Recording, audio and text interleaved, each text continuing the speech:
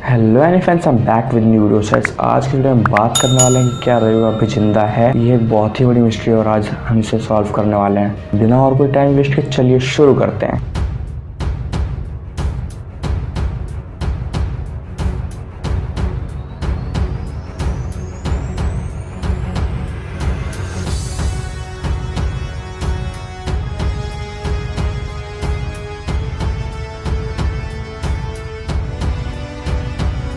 So guys, आपने कभी ना कभी सोचा ही होगा कि रेयू अभी जिंदा है या नहीं। सो गाइस, रेयू जिंदा है या नहीं, इसे जानने के लिए मेटल फ्यूरी के कुछ एपिसोड्स को समझना होगा, जो कि है एपिसोड 35, 36, 37 और 39। गाइस, मैं इन एपिसोड्स का ध्यान समझने के लिए इसीलिए कह रहा हूँ क्योंकि इन्हीं एपिसोड्स के जरिए हमें क्लू मिला कि रेयू अभी जिंदा है या नहीं। गाइस, आपको याद ही होगा जब एपिसोड 35 में रेयू राघो से लड़ने गया था, तब रेयू ने अपना सारा पावर यूज कर दिया था राघो को हराने के लिए, जिसकी वजह से रेयू खड़ा भी नहीं हो पा रहा था और उसकी हालत बहुत ही ज़्यादा खराब हो गई थी। और ऐसा गाइस इसलिए हुआ था क्योंकि रेयू ने एंडिंग में अपनी पूरी पावर लगा दी थी, यहाँ तक कि अपना अल्टीमेट मूव चल दिया था, जो कि ड्रैगन एम्परर लाइफ डिस्ट्रक्टो। और गाइस इसी वजह से रेयू की हालत बहुत ही ज़्यादा खराब हो गई थी।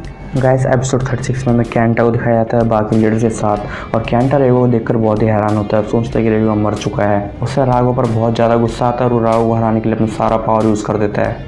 लेकिन क्योंकि राघो का बेन नेमेसिस एक गॉड ऑफ डिस्ट्रक्शन है, तो कैंटा का भी उससे टिक भी नहीं पाता। हालांकि कैंटा ने उससे अपने लिमिट से तोड़ दिया था, लेकिन उसको कोई फर्क नहीं पड़ा क्योंकि नेमेसिस का पावर बहुत ही ज़्यादा था। और उस समय बार बार कैंटा रेयू को याद कर रहा था और रेयू का बदला लेने की कोशिश कर रहा था। हालांकि उस समय कैंटा खुद भी जानता था कि वो नेमेसिस को नहीं हरा पाएगा, वो शायद कुछ भी नहीं है, लेकिन कैंटा बस रेयू का बदला लेना चाहता था, इसलिए वो लगातार कोशिश कर रहा था नेमेसिस को हराने के लिए। और गाइस, तभी हमें दिखाया जाता है कि रेयू खड़ा हो जाता है और वो पूरी तरह से एक एनर्जी का रूप ले लेता है। गाइस, जो कि आप इस पिक्चर में देख सकते हैं, इसमें साफ साफ दिख रहा है कि रेयू पूरी तरह से एक एनर्जी का रूप ले चुका है। और गाइस, इसके बाद रेयू ने अपना सारा स्टार फ्रैगमेंट का पावर सेजिटेरियो में दे दिया था, जो कि आप गाइस इस पिक्चर में देख ही सकते हैं कैसे धीरे धीरे कर स्टार फ्रैगमेंट का सारा पावर रेयू के वे से कैंटा के वे में जा रहा है। और गाइस, एल ड्रैगो सारा पावर सेजिटेरियो में चले जाने के बाद एल ड्रैगो वहाँ पर नहीं रहता है, और दूसरी ओर कैंटा रेयू को देखता है तो रेयू भी वहाँ से गायब होता है। रियलिटी में गाइस उस वक्त रेयू कहीं और नहीं बल्कि सेजिटेरियो के अंदर था। उसने स्टार फ्रैगमेंट के सारे पावर के साथ साथ अपना भी सारा पावर दे दिया था,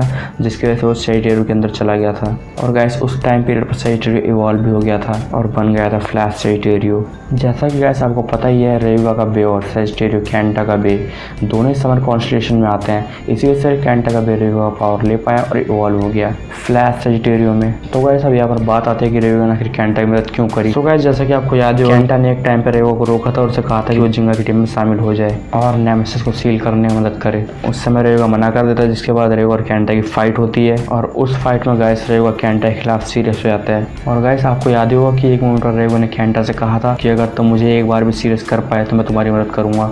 और उस दिन कैंटा और रेयू की फाइट में रेयू सीरियस हो गया था, जिसकी वजह से रेयू ने अपना वादा निभाया और राघो से लड़ने के लिए कैंटा को अपना सारा पावर दे दिया। और गाइस, इसका इम्पैक्ट फैंस पर इतना ज़्यादा पड़ा कि रेयू के लिए सही फैंस में काफ़ी रिस्पेक्ट आ गई और वो मेटल सीरीज का सबसे पॉपुलर ब्लेडर होने के साथ साथ फैंस फेवरेट भी बन गया।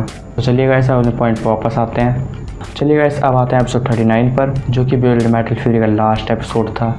गाइस, यहाँ पर आने का हमारा एक ही मकसद है कि हमें यहाँ से ही पता लगता है कि रेयू जिंदा है या नहीं। जैसे गाइस आप सभी को पता ही होगा कि लास्ट एपिसोड में नेमेसिस के पास सभी की एनर्जी रहती है, चाहे वो क्यों है कि फैंग लियोन या जिंगा के पेगासस या किसी और बिट बीस्ट की क्यों ना हो। राघो के पास सभी बिट बीस्ट का पावर है। जब भी राघो किससे लड़ता है तो वो अपने अपोनेंट के बिट बीस्ट का कॉपी बना लेता है और वैसे एक डार्क बिट बीस्ट बना देता है, जैसा कि हमने देखा ही था Leone versus Leone, Pegasus versus Pegasus में। लेकिन गाइस, जब उस वक्त कैंटा ने सेजिटेरियो छोड़ा था तब राघो ने यूज़ किया था एल ड्रैगो की पावर को, जिससे कि हमें पता लगता है कि एल ड्रैगो सेजिटेरियो के अंदर था। हालांकि गाइस आपको थोड़ा अजीब लग रहा होगा, लेकिन ये भी एक फैक्ट है। और गाइस, जब जिंगा ने एपिसोड 39 में अपना स्पेशल मूव सुपर कॉस्मिक नोवा चला था, इस मोमेंट पर गाइस जिंगा के ब्लेड में सभी ब्लेड्स का पावर होता है और जब वो पावर बाहर निकलता है और सुपर कॉस्मिक नोवा में मिल जाता है, जिसके कारण नेमेसिस हार जाता है। एंड गाइस, जब नेमेसिस हारता है तो एक पूरी लाइट वेव पैदा होती है। एंड गाइस, वो लाइट वेव कहीं ना कहीं फैक्ट बताती है कि रेयू अब भी जिंदा है। और गाइस, जब उस लाइट वेव सभी के बिग बीस्ट अपने ओनर्स के पास वापस आ गए थे तो उस वक्त रेयू भी कहीं ना कहीं निकल गया होगा। एंड गाइस, ये भी एक फैक्ट माना जाता है कि क्योंकि कुछ लोग मानते हैं कि रेयू उस लाइट से बाहर निकल गया होगा। हालांकि गाइस, अगर आपको अब भी यकीन नहीं हो रहा है तो अब बात करते हैं हमारे सबसे बड़ी प्रूफ की,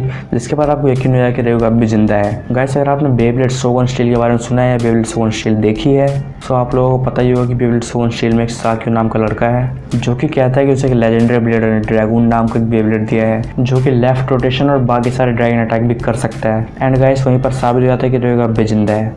और गाइस आप इस पिक्चर में भी देख सकते हो। और गाइस वैसे ही रेयुगा एक बहुत बड़ा मेन कैरेक्टर है, तो उसे ऐसे खत्म नहीं किया जा सकता। तो इसलिए आज की वीडियो में खत्म करते हैं। और अगर आपको वीडियो पसंद आए इस वीडियो लाइक कीजिए, शेयर कीजिए, चैनल सब्सक्राइब कीजिए। और अगर आप रेयुगा फैन है तो कमेंट करना तो बिल्कुल ना भूलें। Thanks for watching the video.